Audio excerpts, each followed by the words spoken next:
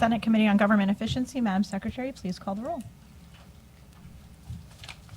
Senators Coleman, Here. Hudson, Here. Bean, Here. Brown, Carter, Lewis, Williams. With 4 members present, we do have a quorum, so I'm going to make a motion that we move into executive session on Senate Bill 350. That's seconded. All those in favor, please say aye. Aye. Any opposed? Okay, we are now in executive session.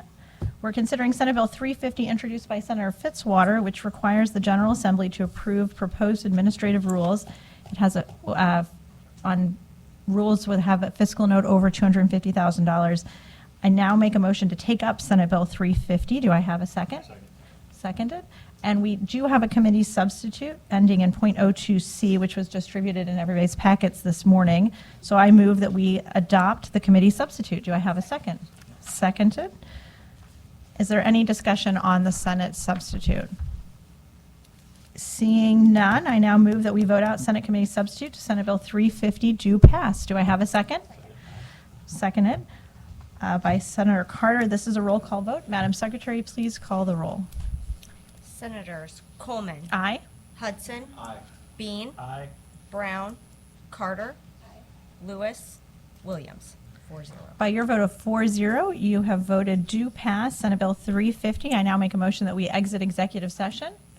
Seconded. We're now in regular committee. We're going to go ahead and hear Senate Bill 535. Senator Crawford, when you're ready.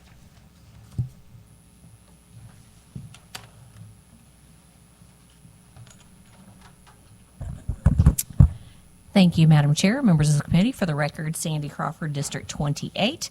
Thanks for the opportunity to hear Senate Bill 535. As you can see from this bill, it's a one-word change. It's changing the word shall to the word may. And Senate Bill 535 would actually create a more efficient process for returning funds to state agencies. Currently, the funds of the state receives from the sale of surplus property must be deposited in the Missouri State Surplus Property Clearing Fund.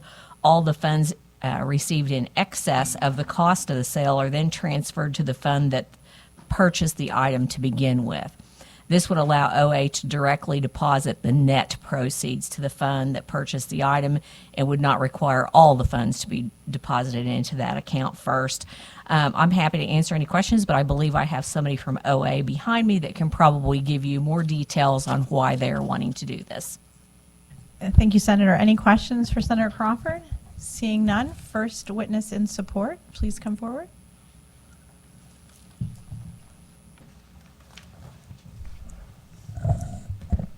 Hannah Swan with the Office of Administration. This is a bill that would allow greater efficiency in our surplus property program, as Senator Crawford mentioned. Right now we have a staff that's manually tracking all of these transfers that are owed to all of these funds. It's a very manual process.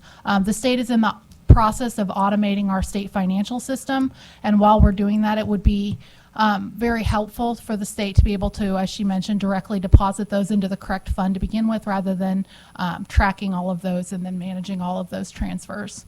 Right now, some of those transfers are being held up because we're waiting on supplemental authority, and we would like to be able to just directly deposit funds where they belong to begin with. Thank you. Any questions for this witness? Seeing none, next witness in support, please come forward. Going once, going twice. Anyone here in opposition? No one here in opposition. Anyone here for informational purposes only? Seeing none, that will conclude our hearing on Senate Bill 536. Senator, you're recognized to hear Senate Bill 535. Thank you, Madam Chair. I'm sorry, 536. That Yes. concluded the hearing on 535. Yes, gotcha. I was already looking at 536. I didn't even notice the error. Thanks again for the opportunity. So Senate Bill 536 would allow the Division of Facilities Management, Design, and Construction. It would provide them with an extra tool that could be used to save time and be more efficient as well. FMDC has been working to sell vacant properties and underutilized properties, and this bill would allow them to reinvest those funds to purchase properties that could produce savings and or benefit the state in the long run. Currently, it's difficult for the state to act as a viable buyer in the market because you have to go through such a long process. So this would speed it up and allow them to establish a revolving real estate fund where those proceeds from property sales could be deposited into the fund, allowing them to reinvest in other properties. And again, I believe Hannah is prepared to testify and give you specifics on why we need this as well. Thank you, Senator Crawford. Are there any questions for the senator? Seeing none, anyone here to testify in support?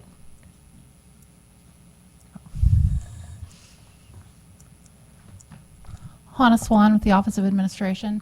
As Senator Crawford mentioned, this would be an additional tool that would allow OA to be more flexible and more efficient in our managing of state properties. Right now, it is very difficult when the state has changing needs over time in an area for us to adjust our real estate portfolio. We don't have a means to be able to sell and reinvest that into additional or different properties as state needs change. So this would be something that would really benefit the state. Any questions for this witness? Seeing none, thank you for your testimony. Anyone you. else here to testify in support of Senate Bill 536? Anyone here for to testify in opposition to Senate Bill 536? Anyone here for informational purposes only? Seeing none, that will conclude our hearing on Senate Bill 536. Thank you, Senator Crawford. Thank you, Chairman.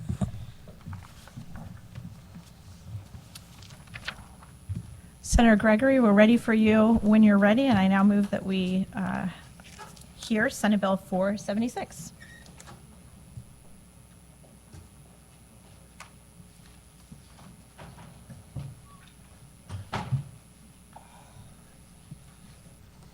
All right, Madam Chair, members of the committee, State Senator Curtis Gregory, 21st District.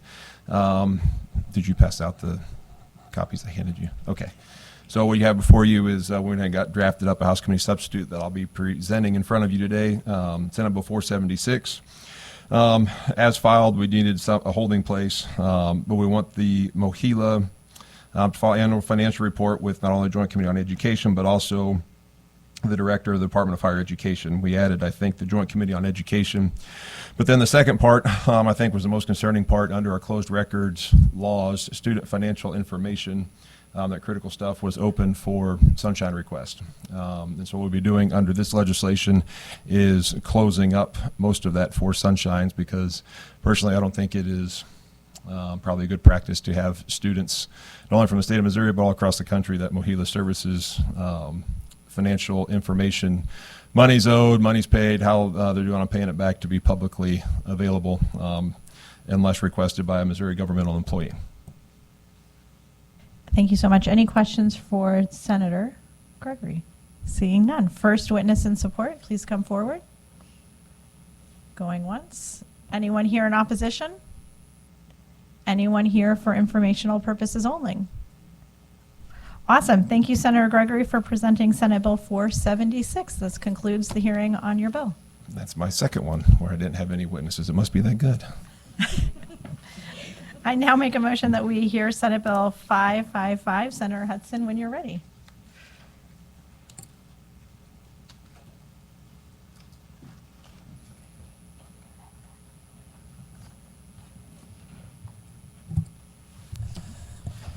All right. Thank you, Madam Chair, fellow member of the committee. For the record, Brad Hudson, State Senator, District 33, Stone, Taney, Douglas, Ozark, Texas, Howell, and Shannon counties, otherwise known as God's country. I am here to present to you Senate Bill 555. It will be one of the most efficient bills that you hear all session. Similar legislation passed two House committees as a consent bill last year, and passed off the House floor with 128 yes votes and 16 no votes. Also passed out of the Senate Fiscal Oversight Committee before failing to get a hearing on the floor. The Tourism Supplemental Revenue Fund receives a general revenue transfer to maintain the operations of the Missouri Division of Tourism and the Missouri Film Office. In 1993, House Bill 188 created a funding formula and Tourism Supplemental Revenue Fund for the Division of Tourism. Through this formula, a percentage of the growth in tax revenues from tourism-related businesses was to be reinvested each year for tourism marketing.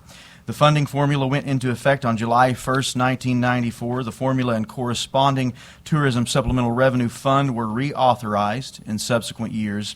The 2013 reauthorization designated June 30th, 2020 as the sunset for the formula.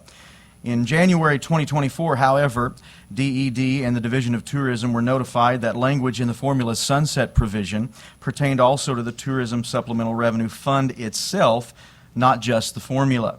As such, the fund is technically sunset.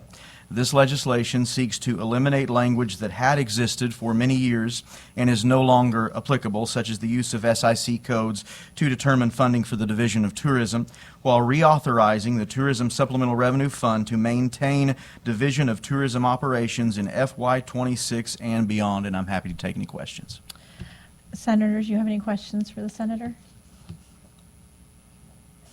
Thank you, Senator. First witness Madam in Chair. support.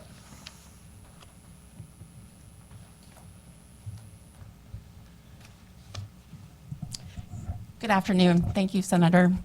Hello, my name is Jill Hancock, and I'm the Executive Director of the Missouri Association of Convention and Visitors Bureaus. We are a statewide association comprised of about 35 direct marketing organizations, DMOs, across the state of Missouri. This legislation would enable them to draw down funds from the cooperative marketing program and is very essential to their day-to-day business. And as a result, we are asking for support of Senate Bill 555. And I'm happy to answer any questions. Thank you. Any questions? Thank you for your testimony. Next witness in support.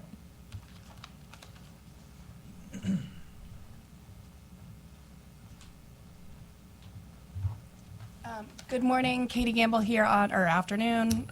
Katie Gamble here on behalf of the Missouri Hotel Lodging Association. For everything that's already been stated, we're supportive of the legislation as well. Thank you. Any questions? Thank you for your testimony. Thanks. Next witness in support.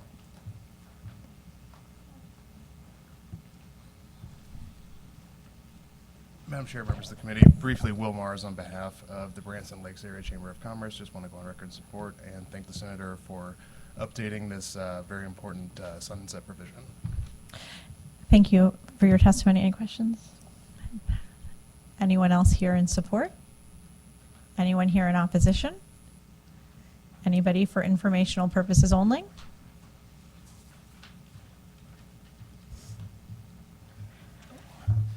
Thank you, Madam Chairman. Stephen Fouts from the Missouri Division of Tourism, just here for informational purposes. If any of the committee members have any questions, I'd be glad to answer them. Thank you so much. I don't have any questions. It looks like the senator doesn't either. Thank you for being here. Thank you. Thank you, Senator. This concludes our hearing on Senate Bill 555. Now make a motion that we hear House Bill 742. Representative Baker? Second. I don't even know that we need a second, really. I think it's just like, thank you, though. I never know whether I need to make a motion on that or not. I do? No. Yeah, okay, whatever. Just hearing. Thank you, Madam Chair and committee. For the record, State Representative Ben Baker, 160th District, Newton County. House Bill 742 is a simple one-page bill that aims to eliminate and prohibit DEI programs or initiatives in our Missouri State Departments. Initially, I think somewhere back in time, people naively believed that these programs were the answer to division in our society, albeit I would question whether government is the best and competent at fixing those problems. But now we have data and a better understanding of the actual outcomes of these programs. And if you look at the express goal of a lot of the DEI workshops and initiatives, it is to generate harmony in diverse populations, and being that according to the assumption that society is overrun with intolerance, which I think is debatable as well. But the research we now have indicates otherwise very clearly. If you boiled it all down, there are two conclusions that have come from the research. We don't know if DEI has ever helped generate harmony at all, based on the data that we have and the research that we have. But we do know that it can make things worse. And all too often, DEI has left a wake of further discrimination, more contentious and divisive workplaces, and in some cases even violated our First Amendment rights.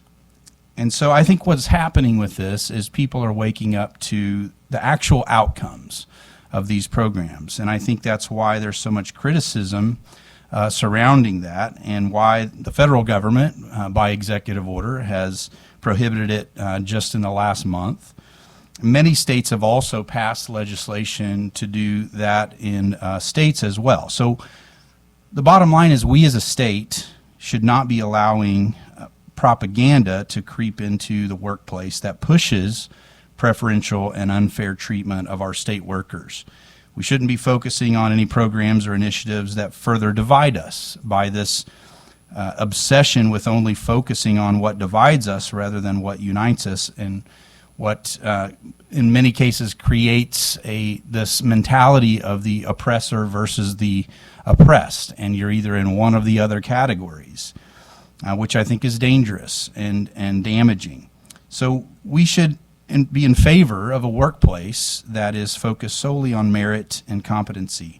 And regarding the money spent and the time spent as well on DEI, it should be redirected to better uses and funding essential services of government. So this bill, I think, is an opportunity to ensure that the state does not support discrimination based on race, sex, or national origin, therefore protecting our civil rights, and both today in Missouri and moving forward for years to come. I will mention Governor Kehoe has already signed an executive order that basically implements the language of this bill, but has also reiterated that we need to put this into statute. So be happy to answer any questions as well, Madam Chair. Thank you. Thank you. Representative, someone came by my office with some additional language they were hoping to put into your bill. Do you want to speak to that? Yeah, so in the debate we had on the floor, there was a question that came up regarding, it's kind of centered around subsection 1 there, where it talks about the preferential treatment of any individual or group of individuals based on race, color, religion, sex, gender, sexual orientation, ethnicity, national origin, or ancestry. So the way the bill is written currently, I think, does leave the possibility of subsection 1 being standalone. And I think there are some things we currently have in the budget and in statute, you know, whether it's minority-owned businesses or women-owned businesses or whatever, some language that this could be in conflict with the way the bill is currently written. So I've worked with the research department on an amendment that hopefully we can get into this language in committee here, if you so choose, that would clarify that and make it to where subsection 1 would be up with number 1, which is the core paragraph of the bill, but it would also have to meet one of the concepts below. So that way it would clarify that and make sure that it's really fine-tuned to deal with the DEI programs and not in conflict with some of the things that we don't want to cause a problem with. So thank you. Representative, any questions, Senator? Hi, good afternoon. Hi. So I'm just curious on, you said the data doesn't support diversity, equity, and inclusion programs. And where's this research coming from? Very curious. Well, there's a lot of it out there. There's a foundation that's called the Aristotle Foundation of Public Policy that has published several studies on this, research and studies on this, that I thought was very pertinent to this conversation that I pulled from. But, it's not just the research. There's also anecdotal stories where I have met people in our state government agencies that have had major issues with what is being done with DEI and what they have had to face as state workers as well. But when you look at the research, there's... sorry, just back up. One research organization, what was the name of it again? This is just one of them. It's called the Aristotle Foundation of Public Policy. It's one that has published several research, like the Clarkston University. There's one from Aberdeen's Neil McCrae and colleagues university. There's one from Columbia University, Colgate University. There's several in here where universities put together research on this, and some of these are aggregate studies. Like one of them is like 900 different studies, 985 different studies that they put in aggregate to see what the outcomes were and looking at efficacy of these programs. And that's kind of the premise of my argument with this is no matter what government program it is that we're instituting in our state departments, if it's something that we can't prove efficacy in, then it should be questioned whether we should be paying for that with taxpayer dollars, and then also what are the actual outcomes of that program. If it's not being efficient in its core premise of saying that it's causing more harmony, if it's actually doing more damage, then that's an even further reason why we should question it. And so that's kind of the premise of what we're talking about with DEI. Okay, great.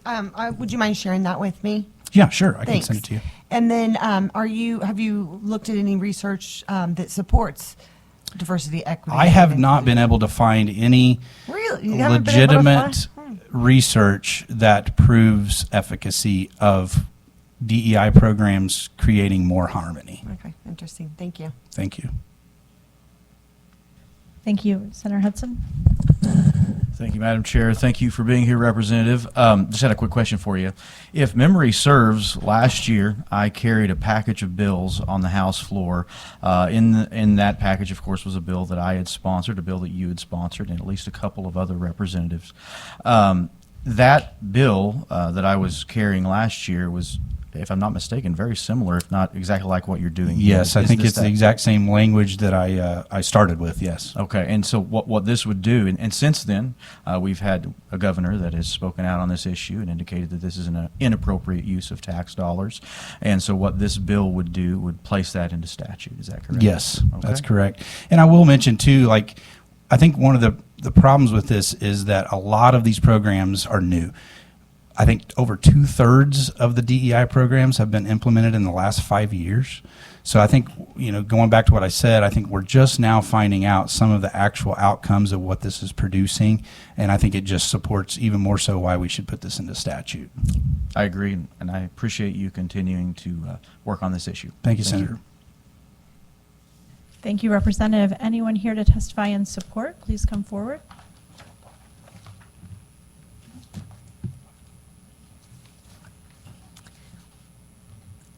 My name is Dr. Mary Byrne, and I speak in support of HB 742. First, I want to also add that the Harvard Business School conducted a study on diversity training and found it created more harm than good. And Rutgers University just released a report of a study and found the same, is that it creates a negative climate. So I'll share those with you. My purpose is threefold: to explain the theoretical origin of some of the bill content, to provide examples of how diversity, equity, inclusion, and its various aliases is formally embedded in the DESE documents, and explain how embedding DEI into the Missouri School Improvement Program's current accreditation standards was a calculated strategy to hold local education agencies accountable for incorporating DEI into district recruitment, hiring practices, professional development, administrative management of student discipline, and student learning content.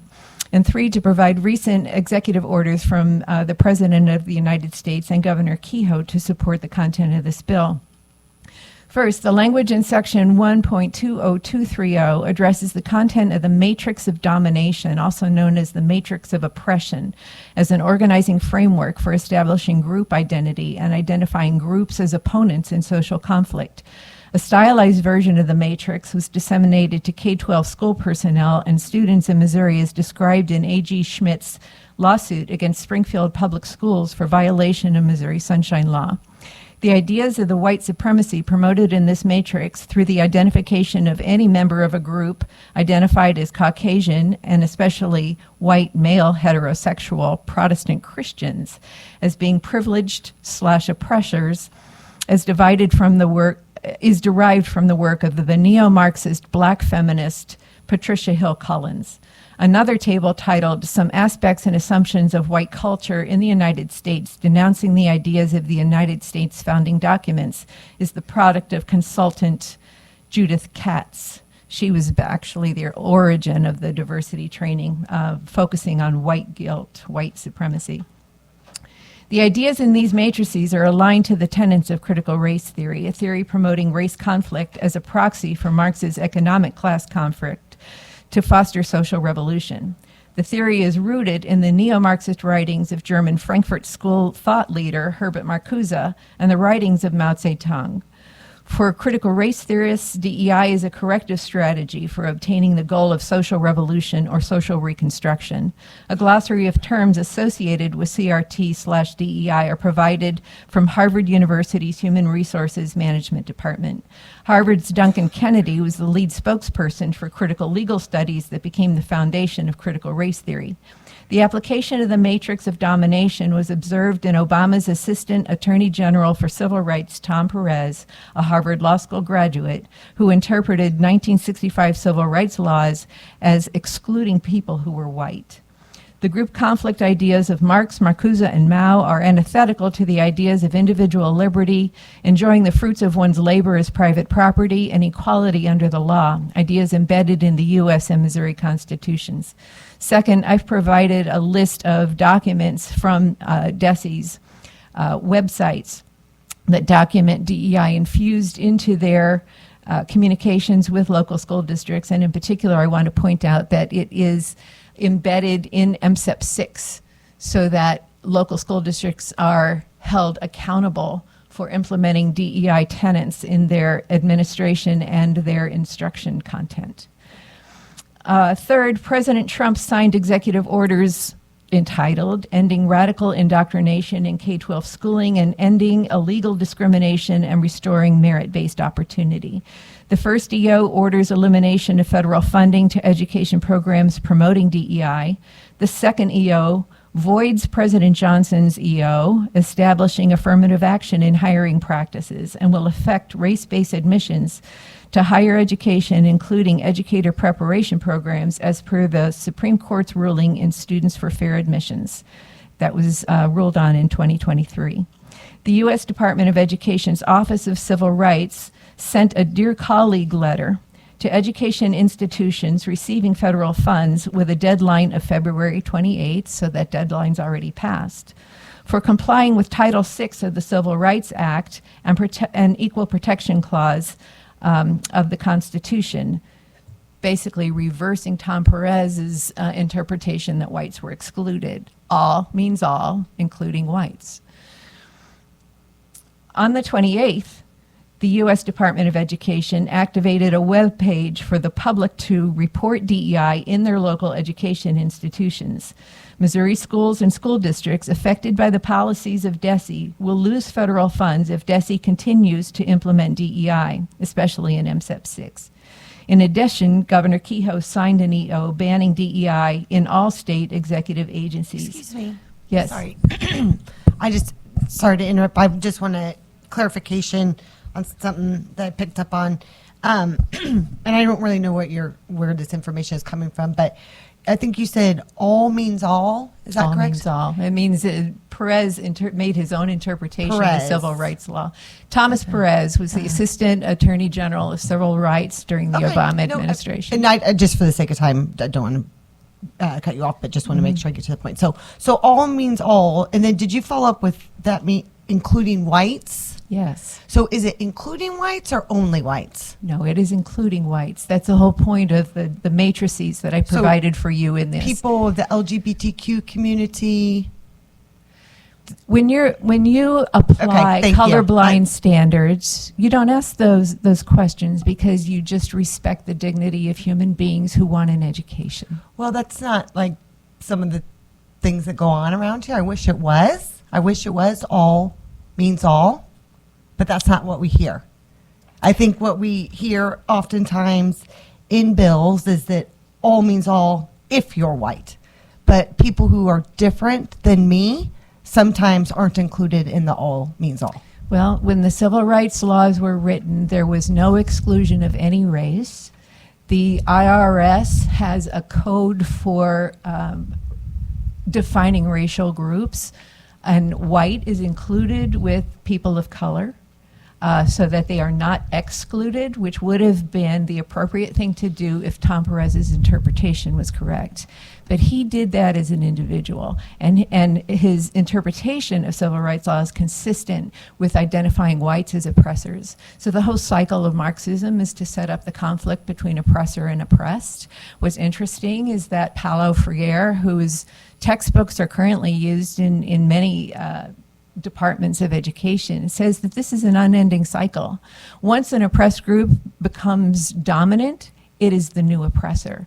And you will never have peace. You will never have unity, because the whole point of Marxism in his world is the evolution of society through conflict. I'm sorry, you. but that's not what schools are for. Thank you, Mrs. Ford, for your testimony. Are there any questions for this witness? Seeing none. Next witness in support. Anyone here in opposition?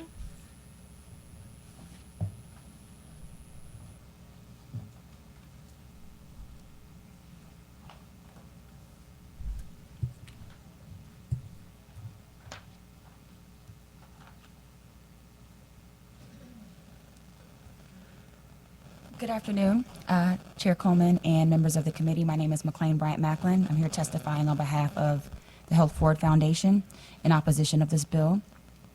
I want to start by saying that I think it will resonate with everyone that there are extreme positions and examples and anecdotal evidence all around on this issue and others, and that citations to recent federal activity, the legality of which and the effectuality of which is not yet certain, I think are misplaced in an environment where there are facts, data, reports, studies that support the economic benefits of DEI in our state.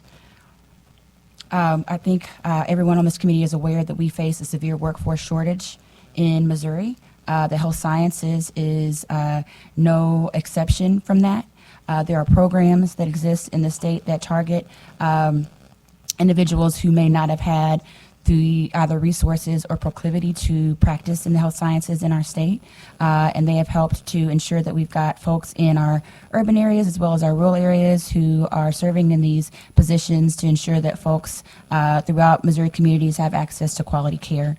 Quality care is a loaded sort of term that means a variety of things, to include whether or not somebody is being provided the care, but also that they are receiving the care and adhering to the care plan.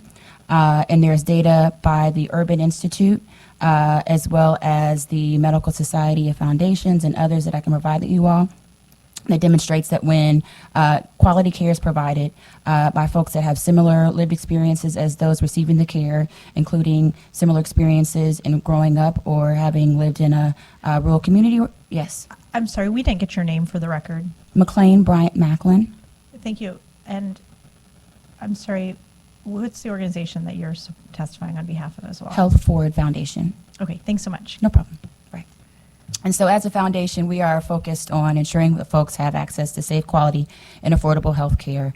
We operate on the western side of the state in counties to include Cass, Jackson, Platte, Clay, and all of Jackson, and then Kansas City as well. And so some of the data that I'm referring to relates specifically to that side of the state, but is applicable across the state as well. So again, the workforce shortage that the state is facing exists in the health sciences as well. We face difficulty in attracting nurses and doctors and what have you to our rural and urban areas alike because it's hard work, and folks just don't want to work in these communities. And so there have been programs that exist that are workforce broadly, but also apply to the health sciences that have been used to attract and retain talent to these areas so that folks in our rural areas that don't have hospitals or access to specialists, or folks just don't want to live there, to these areas to provide care, where their care is provided by someone who has similar lived experiences to the person receiving the care, either having grown up in a rural area or an urban area or what have you. That person on the receiving end is more likely to adhere to the care plan, and as a result, costs are often reduced, either to the person, to the provider, to the system, to the clinic, and to the government. So there is a lot of data that supports care cultural competency lending itself to cost savings of the state, as there are resources and studies that speak to other cost savings across the board as they pertain to DEI policies and programs. We commissioned a report by the Perryman Group out of Texas that found that by 2030, the state will lose $2.6 billion in economic activity if DEI programs are cut. We also have research on.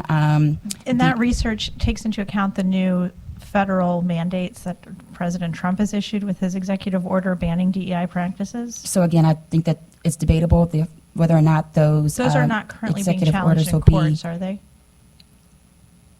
be not yet. Okay, are you all planning on bringing suit against them? We are not. Okay, does anybody else have any questions for this witness? Thank you. Just with the other the bill sponsor, will you share your research data? Are you able to share that as a follow-up with the committee members? Happy to. Perryman Okay. Report, Urban Institute, and then our workforce assessment as well. Yeah, thank you. Thank you. Thank you so much for your testimony. Anyone else here to testify in opposition?